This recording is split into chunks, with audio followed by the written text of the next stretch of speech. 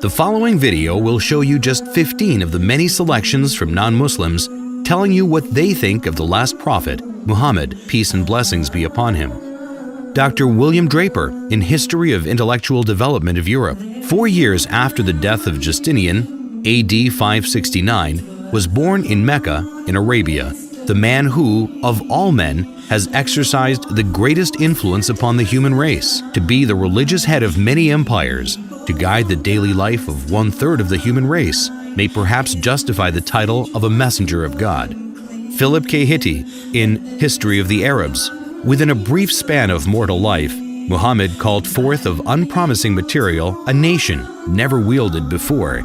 In a country that was hitherto but a geographical expression, he established a religion which in vast areas suppressed Christianity and Judaism, and laid the basis of an empire that was soon to embrace within its far-flung boundaries the fairest provinces in the then civilized world.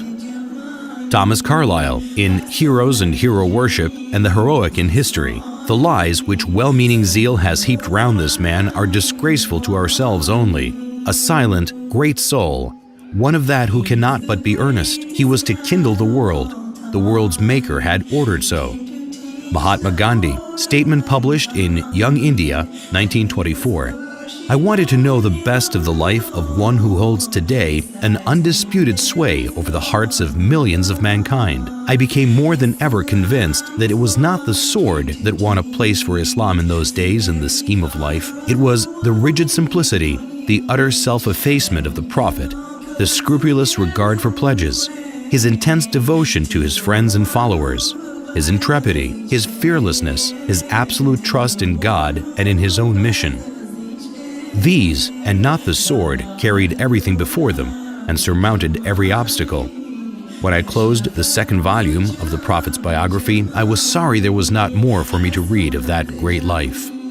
Edward Gibbon and Simon Oakley, in History of the Saracen Empire, London, 1870. The greatest success of Muhammad's life was effected by sheer moral force. It is not the propagation, but the permanency of his religion that deserves our wonder. The same pure and perfect impression which he engraved at Mecca and Medina is preserved after the revolutions of 12 centuries by the Indians, the African and the Turkish proselytes of the Quran. The Mohammedans have uniformly withstood the temptation of reducing the object of their faith and devotion to a level with the senses and imagination of man. I believe in one God, and Muhammad, the Apostle of God, is the simple and invariable profession of Islam. The intellectual image of the deity has never been degraded by any visible idol. The honors of the Prophet have never transgressed the measure of human virtue, and his living precepts have restrained the gratitude of his disciples within the bounds of reason and religion.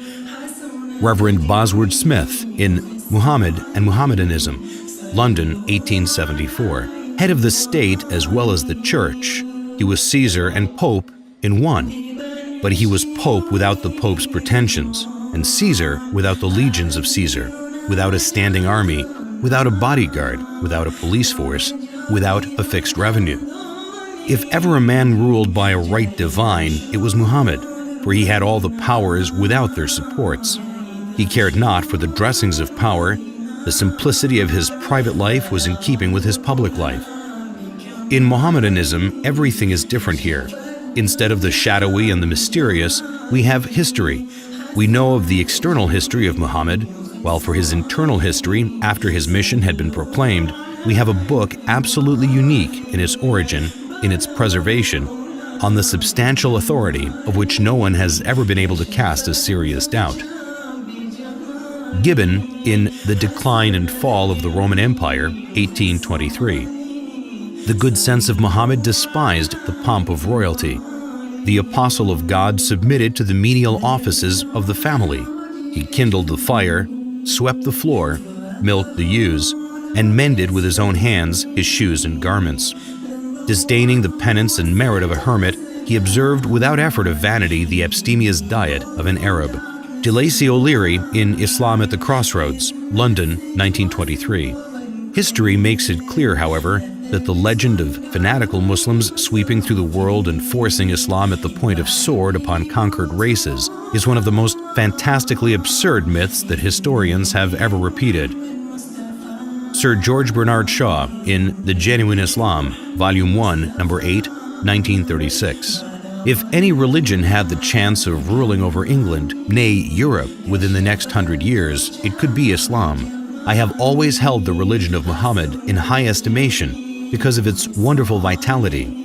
It is the only religion which appears to me to possess that assimilating capacity to the changing phase of existence which can make itself appeal to every age. I have studied him, the wonderful man, and in my opinion, far from being an antichrist, he must be called the savior of humanity.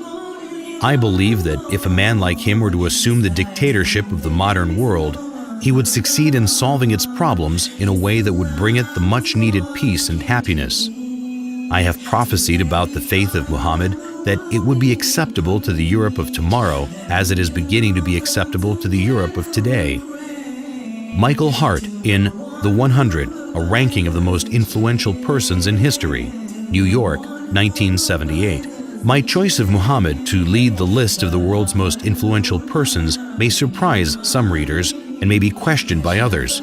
But he was the only man in history who was supremely successful on both the secular and religious level. It is probable that the relative influence of Muhammad on Islam has been larger than the combined influence of Jesus Christ and St. Paul on Christianity. It is this unparalleled combination of secular and religious influence which I feel entitles Muhammad to be considered the most influential single figure in human history. W. Montgomery Watt in Muhammad at Mecca, Oxford, 1953. His readiness to undergo persecution for his beliefs, the high moral character of the men who believed in him and looked up to him as a leader, and the greatness of his ultimate achievement all argue his fundamental integrity. To suppose Muhammad an impostor raises more problems than it solves. Moreover, none of the great figures of history is so poorly appreciated in the West as Muhammad. Thus, not merely must we credit Muhammad with essential honesty and integrity of purpose, if we are to understand him at all. If we are to correct the errors we have inherited from the past, we must not forget that conclusive proof is a much stricter requirement than a show of plausibility, and in a matter such as this, only to be attained with difficulty. Washington Irving in Muhammad and His Successors. He was sober and abstemious in his diet and a rigorous observer of fasts. He indulged in no magnificence of apparel, the ostentation of a petty mind, neither was his simplicity in dress affected, but a result of real disregard for distinction from so trivial a source. In his private dealings he was just. He treated friends and strangers, the rich and poor, the powerful and weak, with equity, and was beloved by the common people for the affability with which he received them and listened to their complaints. His military triumphs awakened no pride nor vainglory, as they would have done had they been effected for selfish purposes. In the time of his greatest power, he maintained the same simplicity of manners and appearance as in the days of his adversity. So far from affecting a regal state, he was displeased if, on entering a room, any unusual testimonials of respect were shown to him.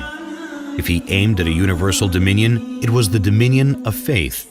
As to the temporal rule which grew up in his hands, as he used it without ostentation, so he took no step to perpetuate it in his family.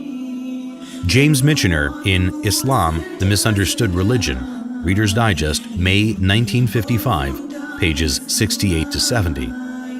No other religion in history spread so rapidly as Islam. The West has widely believed that this surge of religion was made possible by the sword, but no modern scholar accepts this idea, and the Quran is explicit in the support of the freedom of conscience. Like almost every major prophet before him, Muhammad fought shy of serving as the transmitter of God's word, sensing his own inadequacy. But the angel commanded, "Read." So far as we know, Muhammad was unable to read or write, but he began to dictate those inspired words which would soon revolutionize a large segment of the earth. There is one God. In all things, Muhammad was profoundly practical. When his beloved son Ibrahim died, an eclipse occurred, and rumors of God's personal condolence quickly arose. Whereupon Muhammad is said to have announced, "An eclipse is a phenomenon of nature. It is foolish to attribute such things to the death or birth of a human being." At Muhammad's own death, an attempt was made to deify him, but the man who was to become his administrative successor killed the hysteria with one of the noblest speeches in religious history. If there are any among you who worshipped Muhammad, he is dead. But if it is God you worshipped, he lives forever. Lawrence E. Brown in The Prospects of Islam, 1944. Incidentally, these well-established facts dispose of the idea, so widely fostered in Christian writings, that the Muslims, wherever they went, forced people to accept Islam at the point of the sword. Alphonse de Lamartine in Histoire de la Turquie, Paris, 1854. Never has a man set for himself, voluntarily or involuntarily, a more sublime aim, since this aim was superhuman, to subvert superstitions which had been imposed between man and his Creator, to render God unto man, and man unto God, to restore the rational and sacred idea of divinity amidst the chaos of the material and disfigured gods of idolatry then existing. Never has a man undertaken a work so far beyond human power with so feeble means, for he, Muhammad, had in the conception, as well as in the execution of such a great design, no other instrument than himself, and no other aid except a handful of men living in a corner of the desert. Finally, never has a man accomplished such a huge and lasting revolution in the world, because in less than 2 centuries after its appearance, Islam, in faith and in arms, reigned over the whole of Arabia and conquered in God's name Persia, Khorasan, Transoxania, Western India, Syria, Egypt, Abyssinia, all the known continent of northern Africa, numerous islands of the Mediterranean Sea, Spain, and part of Gaul. If greatness of purpose, smallness of means, and astonishing results are the 3 criteria of a human genius, who could dare compare any great man in history with Muhammad? The most famous men created arms, laws, and empires only. They founded, if anything at all, no more than material powers which often crumbled away before their eyes. This man moved not only armies, legislations, empires, peoples, dynasties, but millions of men in 1/3 of the then inhabited world. And more than that, he moved the altars, the gods, the religions, the ideas, the beliefs, and the souls. On the basis of a book, every letter which has become law, he created a spiritual nationality which blends together peoples of every tongue and race. He has left the indelible characteristic of this Muslim nationality, the hatred of false gods, and the passion for the one and immaterial God. This avenging patriotism against the profanation of heaven formed the virtue of the followers of Muhammad. The conquest of 1/3 the earth to the dogma was his miracle, or rather it was not the miracle of man, but that of reason. The idea of the unity of God, proclaimed amidst the exhaustion of the fabulous Theogonies, was in itself such a miracle that upon its utterance from his lips, it destroyed all the ancient temples of idols and set on fire 1/3 of the world.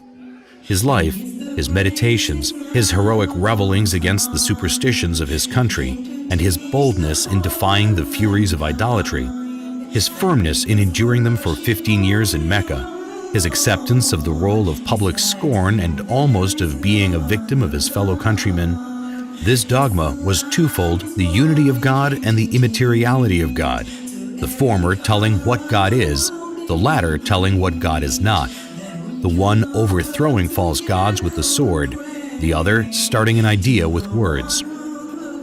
Philosopher, orator, apostle, legislator, conqueror of ideas, restorer of rational beliefs, the founder of 20 terrestrial empires and of 1 spiritual empire, that is Muhammad. As regards all standards by which human greatness may be measured, we may well ask, is there any man greater than he? There is no